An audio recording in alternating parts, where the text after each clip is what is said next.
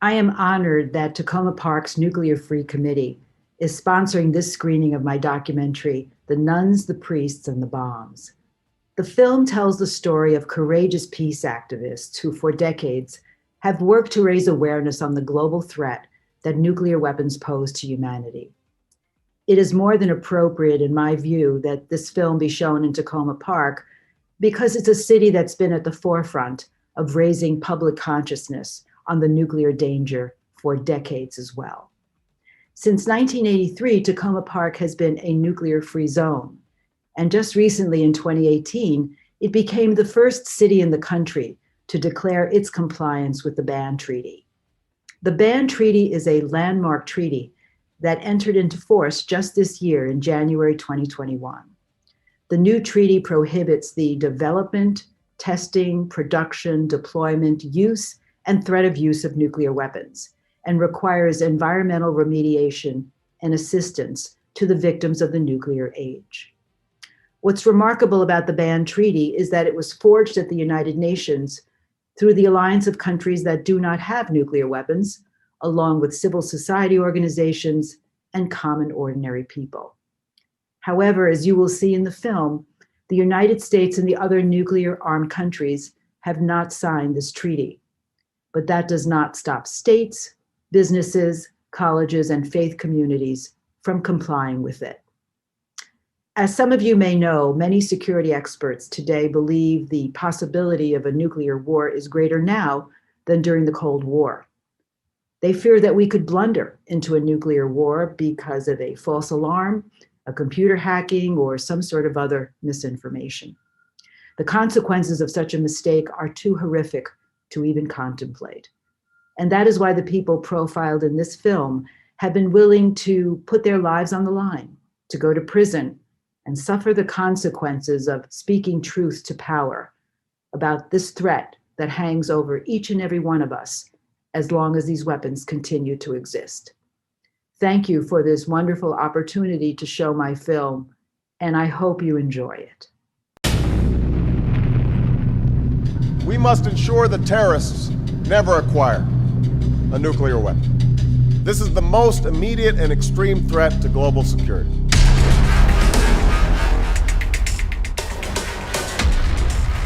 Mr. Megan, you've not disputed the fact that you breached security at Oak Ridge. We don't consider it a breach of security.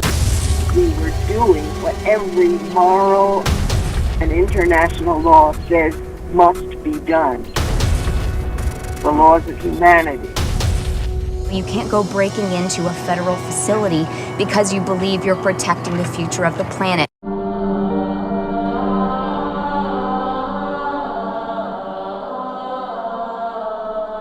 We were convinced that we were saving lives. They cut through fences, breached security. They made it all the way to the nuclear weapons bunkers. 2 priests, a nun, and 2 fellow activists, all ranging in age from 61 to 84. We did it to bring to light the illegality and immorality of these weapons. Blood would not coagulate and ooze through unbroken skin. This is the Hiroshima bomb. This is the Trident bomb. It is the most powerful weapon in the possession of human beings today. There's no comparison. 1.6 million fatalities, and about 2.4 million injuries. Attention must be paid, and it's not being paid. Amen. Amen.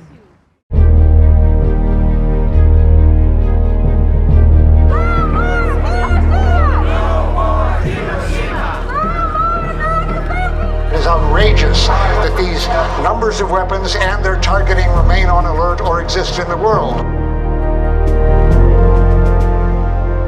This is a historic moment for the international community.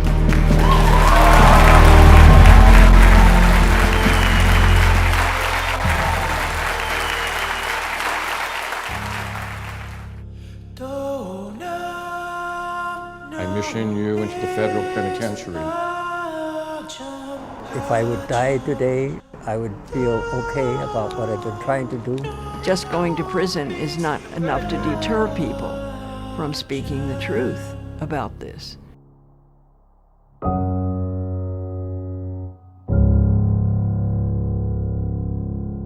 A very warm welcome, everybody. Thanks to the guidance and support of the Nuclear Free Committee and city staff, especially the magnificent participations of Alvaro Calabria and Jesse Carpenter, you've arrived at the interactive part of our program. For sharing your questions and comments with our special guests, filmmaker Helen Young and Plowshare 7 activist Mark Colville. Before I introduce Helen, I'm going to update her comments about the city with news of the mayoral proclamation in support of the United Nations Treaty on the Prohibition of Nuclear Weapons Entry into Force. I'm reading, it's kind of boring. You'll find a link to the proclamation below, or if you don't, you'll find it on the city webpage, but I think it'll come up soon. It's no wonder this film is so good.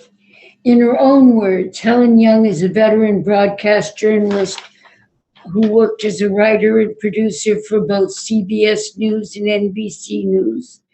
Over the course of her more than 25-year career, Helen has won 4 Emmy Awards, as well as awards from the Society of Professional Journalists, United Press International, and the National Commission on Working Women. Helen is a veteran broadcast journalist who worked as a writer and producer for, I said that. I've had a lot of trouble today. She produced Eye on America reports on the CBS Evening News with Dan Rather, and also worked on many high-profile stories, including the Oklahoma City bombing, the death of Princess Diana, the O.J. Simpson murder trial, and the 1996 U.S. presidential election. She also covered the impeachment of President Clinton and the death of John F. Kennedy Jr. as a Dateline producer. Her award-winning investigative work has spurred changes in both the public and private sector. A series of reports on CBS This Morning prompted U.S. Department of Agriculture to tighten its meat inspection standards. An Eye on America investigation of a group soliciting female college students for surrogate motherhood led to the shutdown of this unlawful organization. Cheers to that. Some of her other investigative work while a producer at WCBS TV in New York led to policy changes at the New York State Department of Motor Vehicles after she exposed a pony driver's license scheme that was putting the public at risk.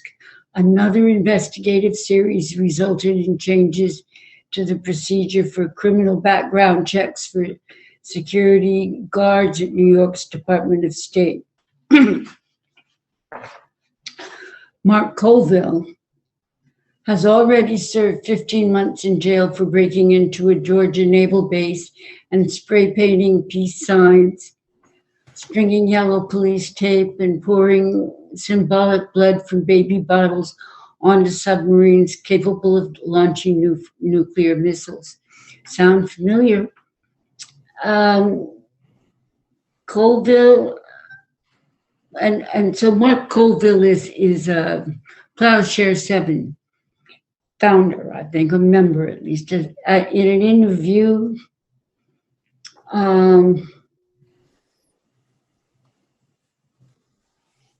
an interview, in 1919, this is taken from a New Haven paper, and an interview in his home, Armstead House. That's the name of the slave ship, isn't it? A ship where slaves rebelled and were successful.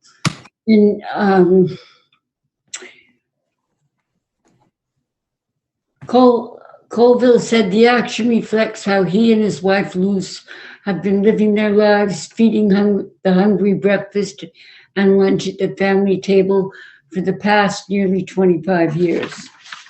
From an interview by the reporter Alan Apple, you've gone to jail before for committing similar anti-nuclear actions, I believe, in the mid-1990s, and not a lot has changed. What's prompted you to do so again? Colville. Yes, a lot has not changed. Nuclear weapons have been called the taproot of our civilization. They contribute to the cheapening of life and inform the other forms of violence. What is new is that a deep connection is coming to the surface between climate change and nuclear weapons. What's of particular interest to me in this Kings Bay action is that the willingness to use nuclear weapons is of a piece with the general willingness to rape the earth by digging for oil when we know we're killing ourselves in the process. Elsewhere in the interview, he talks about transforming the money for bombs into food and shelter and education for people. So these are our two guests, and we're open for questions. And where shall I start? Well, I was surprised at how very active Plowshares is, and this is to either one of you. And I was wondering how we could keep track of the actions and add them into our newsletters and things so that the public could be more broadly aware of them and support them. Well, I guess Mark, you're the expert on that, and it's right now you're facing jail time, so perhaps you should be the one to talk about that. Well, maybe the first or the best answer to that is to echo something that Sister Megan said during the film, and I believe it was while after she had received her sentence, and she called for more of these actions to happen, because as I believe she said, people going to jail is not, just this once is not going to accomplish what we're trying to do, and so, and it's obvious as the film very well documented the trial process, and secrecy is really the enemy of life and civilization in the context of nuclear weapons. This secrecy, and as you can see, it goes from beginning to end. From soup to nuts, the development and processing of the uranium and the building of the weapons, and all of this stuff is done in secrecy. The weapons are right there in our communities, hiding in plain sight. And even when we get to the trial process, as was again well documented, the juries are kept in intentional ignorance. They're kept in ignorance of what these actions are about. They are about exposing the blasphemous nature of these weapons and what they actually are. People have never been able to debate them, to talk about them, with any kind of information. And then again, when it gets to these trials, we're Plowshares activists are treated like common criminals. They could have just shown up drunk at a military base and decided to try to do something. There's no context given to these actions, and so it's the secrecy. We need to talk to each other, and I believe also part of the problem is that average people like me have a hard time facing the reality of nuclear weapons, And so it becomes very important for us to do that and to do it together and in these small communities. And I believe that, that again, I'm not, and Sister Megan and the others, they're not extraordinary people. Okay. We just happen to have educated ourselves with what nuclear weapons actually are. We face the reality of them. And, it calls the conscience and the body forward to do something about them. So the more we talk about this, the better. Yeah, I mean, if I could just say that, my experience with the film, and especially showing it on college campuses, is the complete lack of awareness. I think the reason why people and young people and people of all ages, but as you can see in the film, and I've been asked many times, why are there so many older people in this effort? It's because many people today think that nuclear weapons are not really an issue. It's not like in 1982 where there are 1 million people who gathered in Central Park to protest, who were concerned about President Reagan getting us involved in a nuclear confrontation. There's attention paid to the climate issue, but as far as nuclear weapons, no, it is very secret, and it's become the purview of experts and activists, actually. And I think that, my experience with young people is, we want to know more about this. The issue has been sort of framed as, oh, this is too complicated for the actual, run-of-the-mill person, the common ordinary person, to really understand. It's too arcane, which is not true. I mean, we're all going to be affected by nuclear weapons by a nuclear confrontation if we ever get into one. So I think what really encourages me about this new ban treaty, which by the way came about because those pushing for it focused on humanitarian consequences. What really happens? What will really happen if one of these weapons gets used? Typically, the conversation is the strategic stability, how many weapons does Russia have? What kind do they have? Hypersonic or whatever. It's not about the reality of what would happen if one were to get used. And I really have you said you're not exceptional people, but in my opinion, you are exceptional people, because I certainly agree with that. You are doing the heavy lifting for all of us by the actions and by your dedication and by having the courage to continue to do this at great personal sacrifice to yourself and to your family. I have tremendous respect for you, and the biggest benefit for me in making this film is just getting to know the people who are involved in this struggle.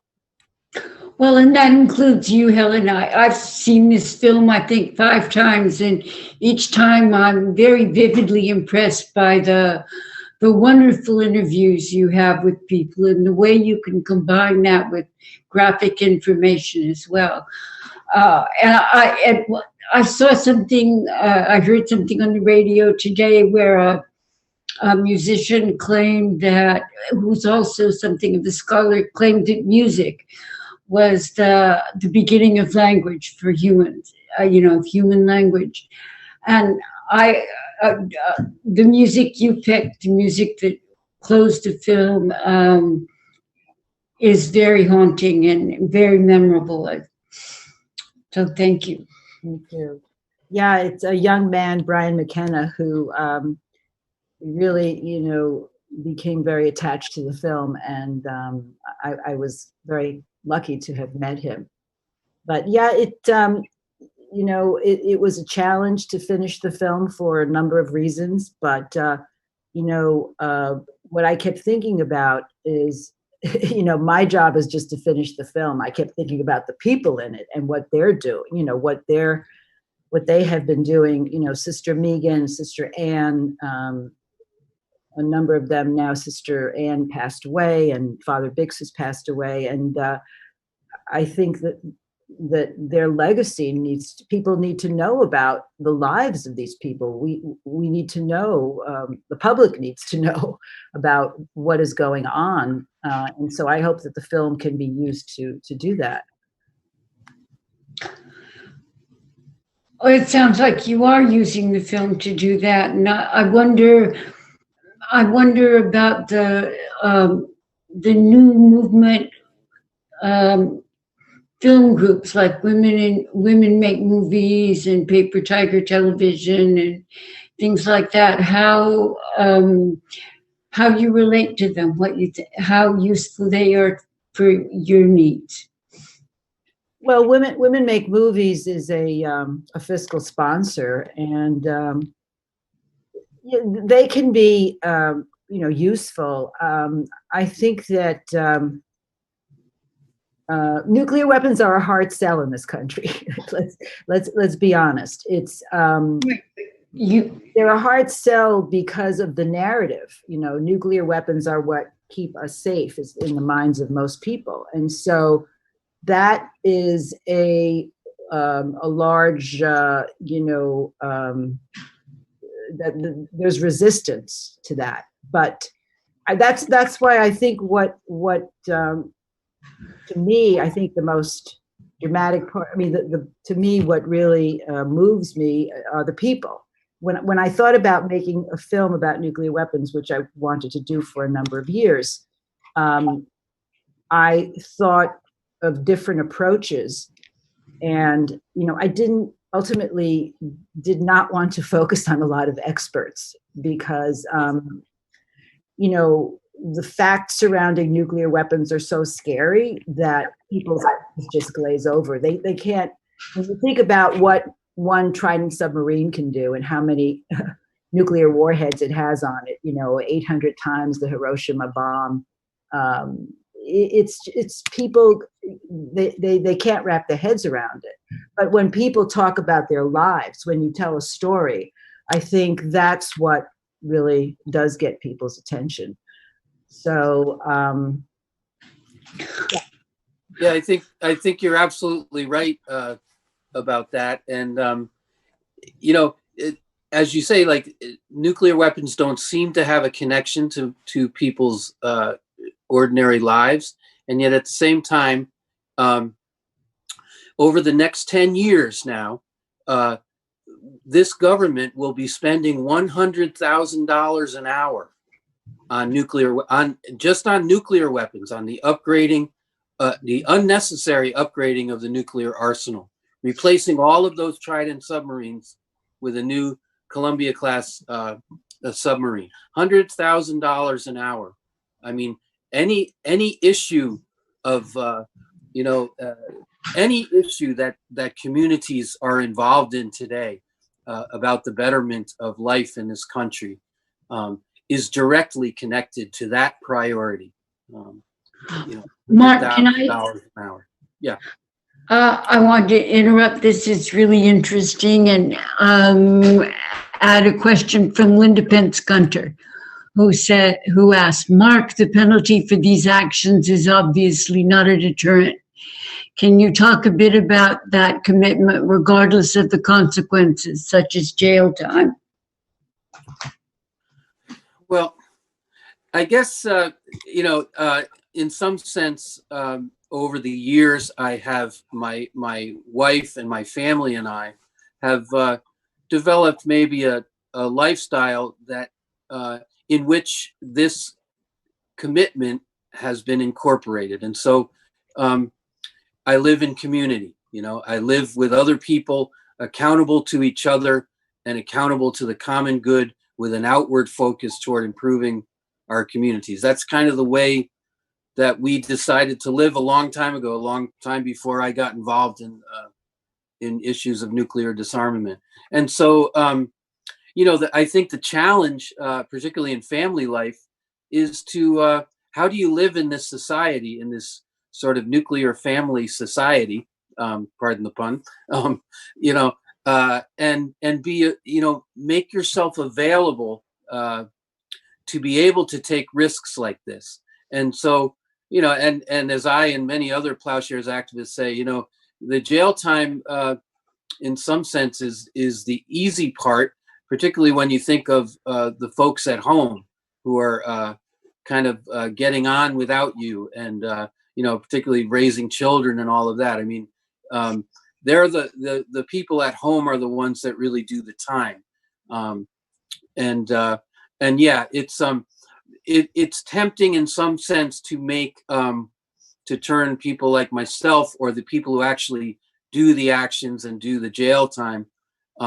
It's tempting to sort of put them in this space apart. I think that's what I was trying to say before. Yeah, or it's usually ordinary people that are able to do extraordinary things, and again, we don't do that alone. We do it together. And so that's the best answer I can give. Is that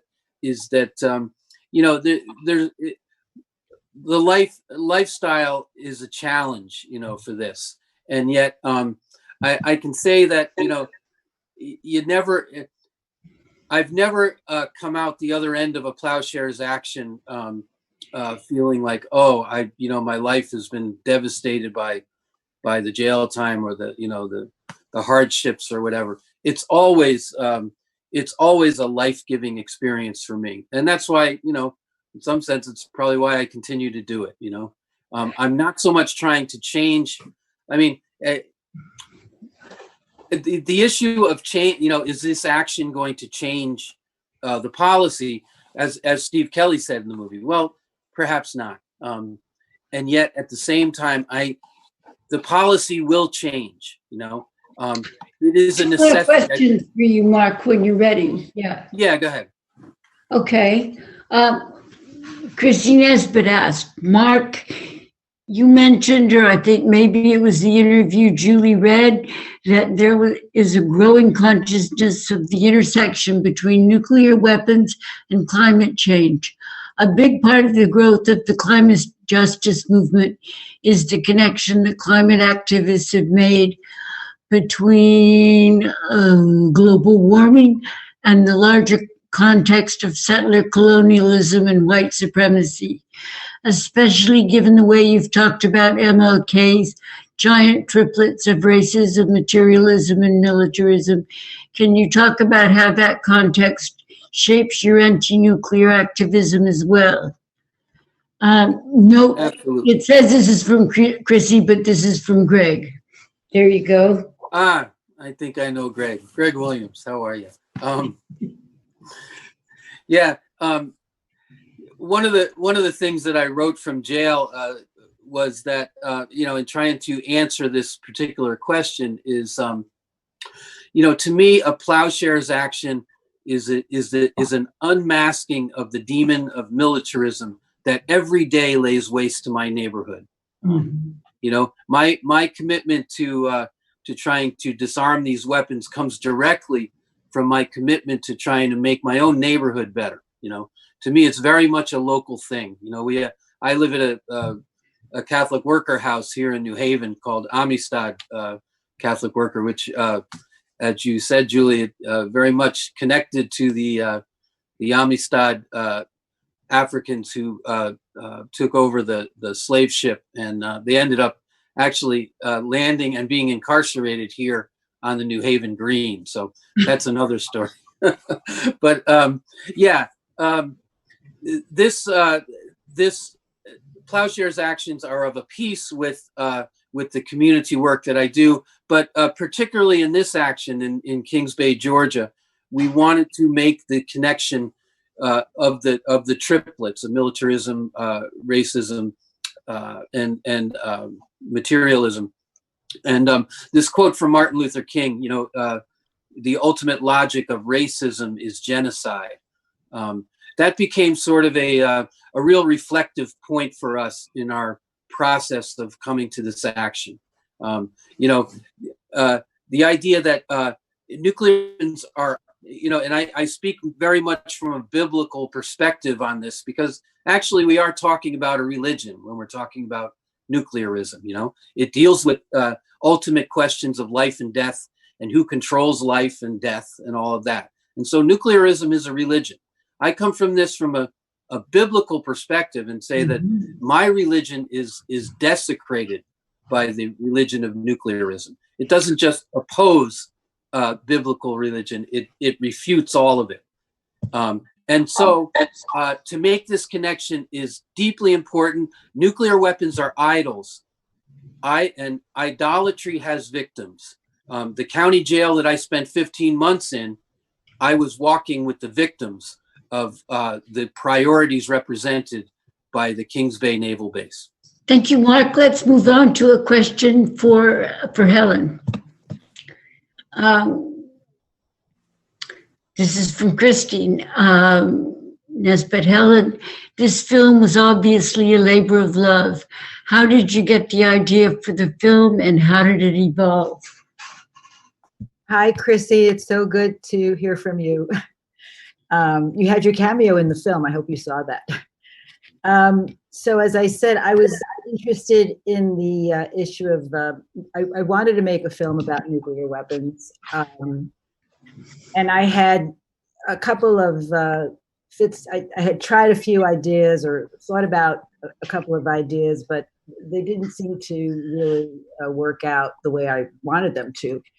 And then by happenstance, in late 2010, I was having lunch with Stephen Leeper, who at the time was the head of the Hiroshima Peace Culture Foundation. And he was in New York. And we were just chatting. And at one point, I thought I was going to do the film about him. He's got a very interesting story. But he just happened to mention that he had come back from Takoma, Washington, where he had been called as an expert witness at this trial where 5 activists had trespassed onto a nuclear base. And one of them was an 84-year-old Catholic nun, and another was an 83-year-old Catholic priest. And the more he talked about it, the more intrigued I became, because I had been looking for a story all over the place, you know, doing all sorts of research. And I had not seen anything in the media about it. And, you know, he said that the trial was very interesting because he had brought photographs of Hiroshima victims to the court, and the judge would not allow him to show them to the jury because the judge thought that the jury would be inflamed, and so they would obviously exonerate the defendants. So at any rate, I thought this is perhaps my story. You know, I wanted to do a story about people, and so Steve put me in touch with Father Bix and Father Steve, actually with Father Steve.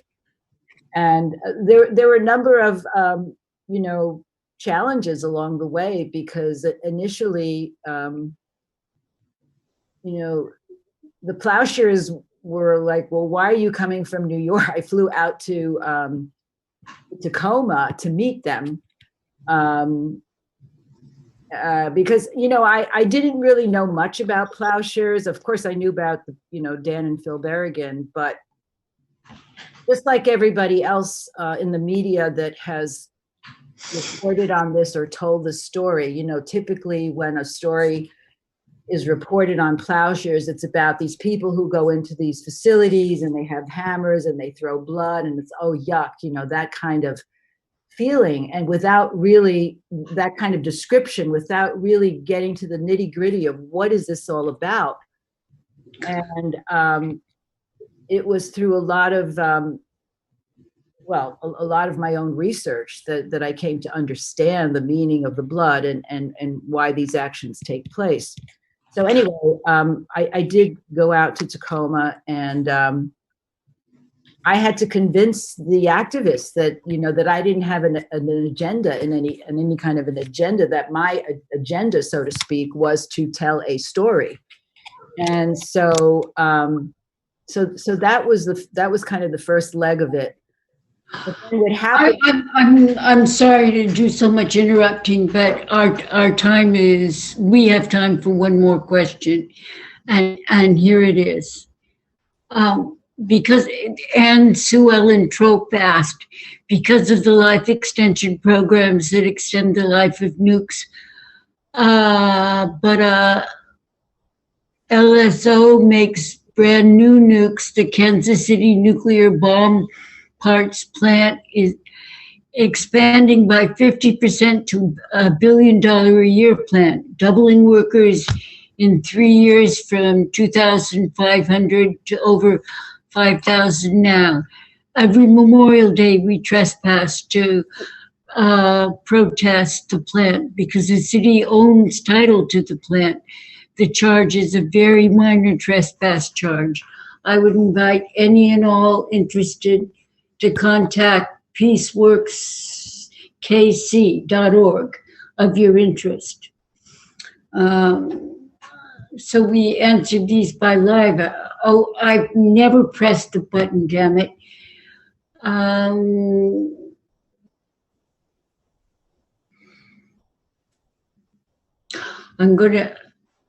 I don't know what to do. I'm going to,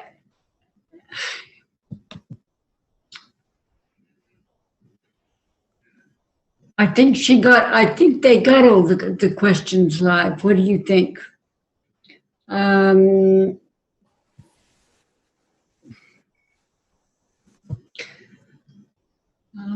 Because they never filled in another blank. So yes, answered, dismissed. What wonderful explanations and descriptions and responses you two gave, and I wish there was still more time for your generosity, but I got a little leave note from Alvaro. So, well, maybe we should have some closing words. Are there any takeaway thoughts you'd like to leave us with, Helen? And then I'll ask you, Mark, or both of you. Yeah. I just want to thank you, Julie, for spearheading this, for being such a great cheerleader for me. And oh, well, it's a pleasure. Come together. I really appreciate it. And I hope people like the film, and I hope they become engaged in the issue, because we really do need to do that. And we're going to show it more times and find more people and other speakers as well. So that a lot to look forward to. And Mark, thank you so much. And I loved all the domestic details of your activism. I liked it all. But that was especially dear to me, because I kept wondering, how do they do that? How do they bring home the bacon? How do they get it all together? And you've told us a lot of that. Well, thanks. I did want to, before saying goodnight, just to mention that Steve Kelly, Father Steve Kelly, the Jesuit priest who was prominent in this film, is now in Baker County, Florida, in a county jail there. Steve was part of the Kings Bay Plowshares 7, and Steve has been in jail now for over 1,000 days. He's actually doing time now that he doesn't owe to the government. It's too long a story to get into, but he's supposed to answer charges now out in on the West Coast in Takoma for a probation violation. And so they're holding him without purpose. He's not, the time that he's doing now is, again, far beyond the time that he would be sentenced to for the Kings Bay action. And it's a real injustice that he continues to be held in a very dangerous county jail in terms of the pandemic. And I would encourage folks to go to the Kings Bay Plowshares website and Facebook page and find out more. And we need to make a public clamor about getting Steve Kelly out of jail. Thank you very much. Mark, do you know how to put the Plowshares thing on a chat? I don't see the chat here to do it, but KingsBayPlowshare7.org is the website. Okay. And what were the other? What makes the other 6? Since it's a movement, not something. Is it actions? Is it the 7th action, or what? What? How do you number things? No, there were 7 of us. Oh, okay. Yeah. And the action happened in 2018 on the anniversary of Martin Luther King's assassination. We used to do a lot of that in the 60s and early 70s, and I was reminded very much in the film Helen of the Trial of the Chicago 7. Well, Ramsey Clark and people like that. Thank you again. Thank you very, very much.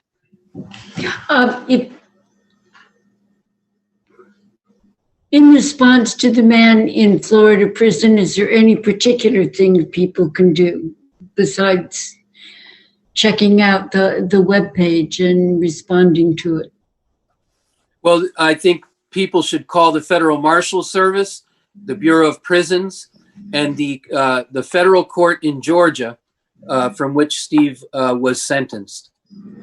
That's in Brunswick, Georgia, federal court.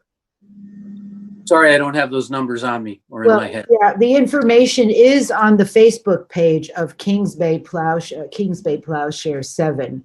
So you know, Kings Bay is the submarine base on the East Coast that has the Trident submarines, 6 of them. My film tells the story of the disarmed now plowshares who trespassed onto the Kitsap Bangor Naval Base, where there are 8 submarines. So these 2 actions are on both of the submarine bases that have the Trident submarines. Right. Yeah. Yeah, you find a lot of information on the Facebook page and on their website, Kings Bay Plowshare 7. And in the film, which is, we can see again. Thank you so much. Thank you. Thank you, and thank you, Helen, for your film. Appreciate it. Mark. Thank you. Stay safe and well. Yeah. Peace and love. Bye-bye. Peace and love. Bye.